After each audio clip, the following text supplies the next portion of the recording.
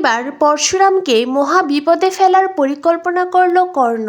তবে কি এবার তটিনী পরশুরামের বিপদে ঢাল হয়ে তাকে প্রাণে বাঁচাবে? বন্ধুরা, পরশুরাম ধারাবাহিকের আজকের পর্বে দেখানো হয়েছে আরাধ্যা জিৎ মুখার্জিকে কল করে। আরাধ্যা জিৎ মুখার্জিকে বলে, ড্যাডি তুমি জানো না এরা এখানে কত ভয়ঙ্কর পরিকল্পনা করেছে। যতই হোক জামাইবাবু তো আমাদের বাড়ির জামাই, বলো। আমার ছোটদি ভাইয়ের বর, ছোট ছোট দুটো ছেলে মেয়ে আছে তার। সেই মানুষটার সাথে এমন ভয়ঙ্কর একটা কিছু হবে, এটা ভেবেই আমার খারাপ লাগছে ড্যাডি। এমনটা হওয়া তো উচিত নয়, বলো। তখনই জিৎ মুখার্জি বলে, তুই কার কথা বলছিস? পরশুরামের কথা বলছিস? একটা কথা মনে রাখিস আরাধ্যা, ওই কর্ণ চ্যাটার্জি পরশুরামের কোনো ক্ষতি করতে পারবে না। আগেও পারেনি, ভবিষ্যতেও পারবে না। আরাধ্যা বলে, কিন্তু ড্যাডি এরা যেভাবে পুরো প্ল্যান করেছে। জিৎ মুখার্জি বলে, কি পরিকল্পনা করেছে? তখনই আরাধ্যা পুরো বিষয়টা বলতে চায়, আর সেই মুহূর্তেই সেখানে আসে কর্ণ চ্যাটার্জি। আরাধ্যার হাত থেকে ফোন কেড়ে নেয় আর কল কেটে দেয়। ফোনের ওপাশে জিৎ মুখার্জি হ্যালো হ্যালো বলে, কিন্তু আরাধ্যা আর কথা বলে না। অন্যদিকে দেখানো হয় আরাধ্যা বেশ ঘাবড়ে গেছে। কর্ণ চ্যাটার্জি আরাধ্যাকে বলে, আমি দূর থেকে দেখছিলাম তুমি আড়ালে দাঁড়িয়ে আমাদের কথা শুনছিলে, আর তারপরেই যখন সামনে না এসে বরং পিছিয়ে গেলে, তখনই বুঝতে পেরেছি আমাদের আলোচনা তোমার ঠিক পছন্দ হয়নি। আর এখন এসে তো দেখছি একেবারে তুমি ইমোশনাল হয়ে গেছো। কি নিজের পরিবারের জন্য খুব দুঃখ হচ্ছে, তাই না? ওই মানুষটার জন্য খুব কষ্ট পাচ্ছ।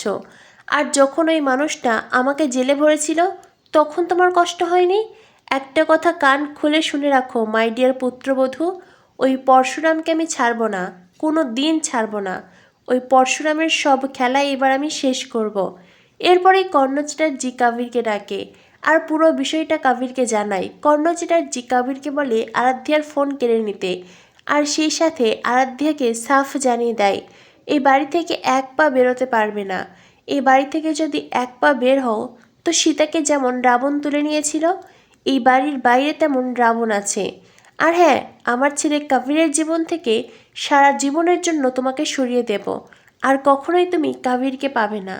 কথাগুলো বলে কর্ণ ওখান থেকে চলে যায়। আরাধ্যা বলে, কাবির দেখলে তোমার ড্যাডি আমার সাথে কী ভাষায় কথা বললেন? কাবির বলে, যা করেছে ঠিক করেছে, তোমার সাথে এমনই করা উচিত। তুমি ওই পরশুরামের জন্য কষ্ট পাচ্ছ, ওই পরশুরামের জন্য। আরাধ্যা, আমি তোমাকে খুব ভালোবাসি, তারপরেও তুমি কি করে এমনটা করতে পারো? কাবির কথাটা বলে ওখান থেকে চলে যায়।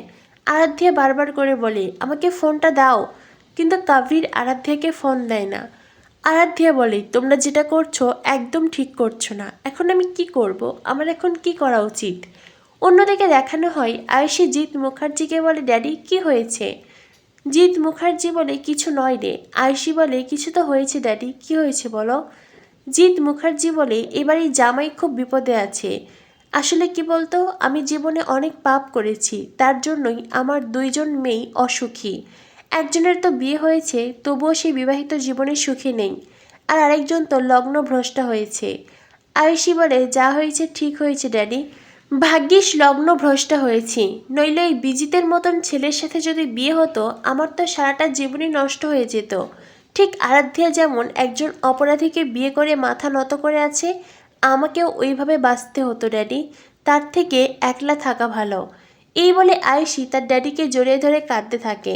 জিৎ মুখার্জি বলে, কিন্তু আমি এখন কি করব? তখনই আয়ুষী বলে, আমার মনে হয় তটিনীর দিকে কল করে তুমি সবটা জানিয়ে দাও।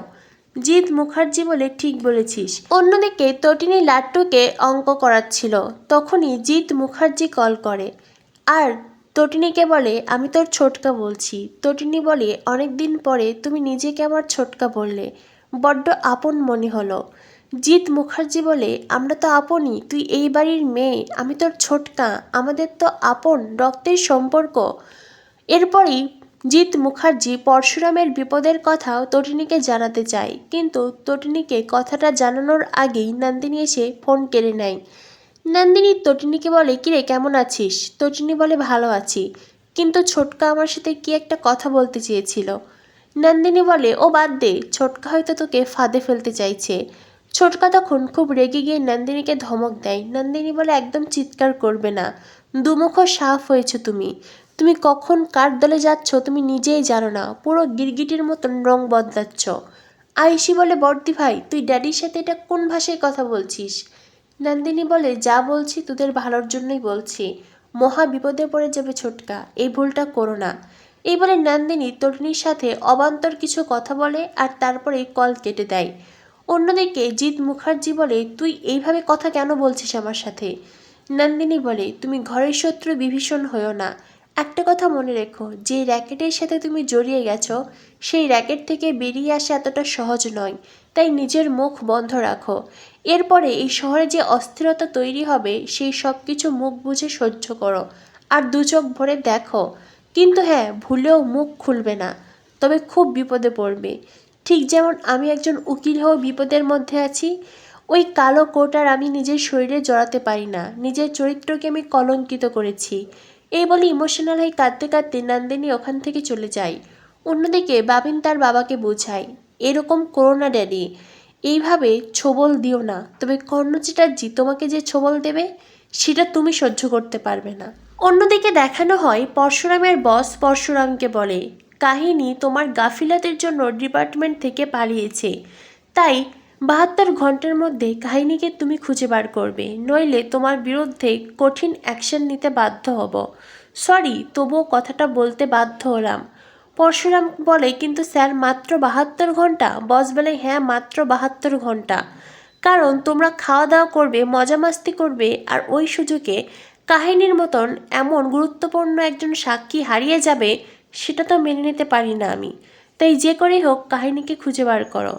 তখনই সৌরভ বলে, আর সবচাইতে ভালো হয় স্যার যদি তটিনী গাঙ্গুলিকে তুলে আনেন, কারণ ওই সময় তটিনী গাঙ্গুলিই খাবার এনেছিল।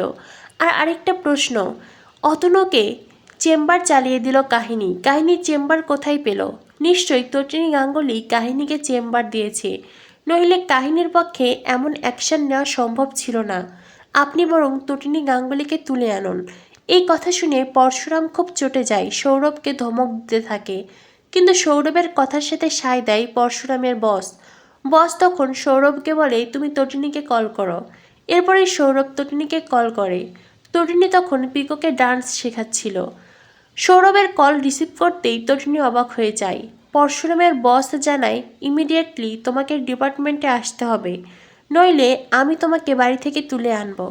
এটা শুনে তটিনী বলে, তার কোনো প্রয়োজন নেই, আমি নিজেই আসছি।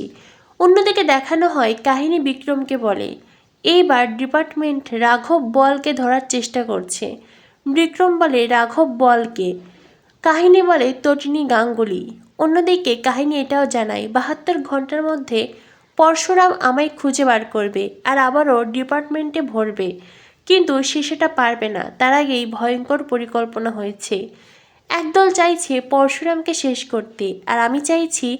বিক্রম বলে, কি? কাহিনী বলে, সাসপেন্স। বিক্রম বলে, এরপরে তো আমার আর চাকরিটাই থাকবে না, অফিসিয়ালি আমাকে মেল পাঠানো হয়েছে, আমাকে যত দ্রুত সম্ভব নিজের কাজে ফিরে যেতে হবে। কাহিনী তুমিও এখান থেকে চলো, এই শহরে থেকো না, এখানে থাকলে তুমিও ভয়ঙ্কর বিপদে পড়বে, এমনিতেই পরশুরাম তোমাকে খুঁজছে। কাহিনী বলে, আমি এখানে একটা মিশনে এসেছি, আর সেই মিশন সাকসেসফুল না হওয়া অবধি আমি কোথাও যাব না। এটা শুনে বিক্রম বলে, মিশন? কিসের মিশন? কই, তুমি তো আমাকে কোনো মিশনের কথা বলোনি। কাহিনী বলে, বলার প্রয়োজন মনে করিনি তাই। তো বন্ধুরা বুঝতেই পারছো, কর্ণ চ্যাটার্জি পরশুরামকে শেষ করতে চাইছে, আর কাহিনী শেষ করতে চাইছে অন্য কাউকে। হতে পারে সে অন্য কেউ নয়, বরং কর্ণ চ্যাটার্জি। কি হতে চলেছে পরশুরাম ধারাবাহিকের পরবর্তী আপডেট পেতে আমাদের সাথেই থেকো। ধন্যবাদ সবাইকে।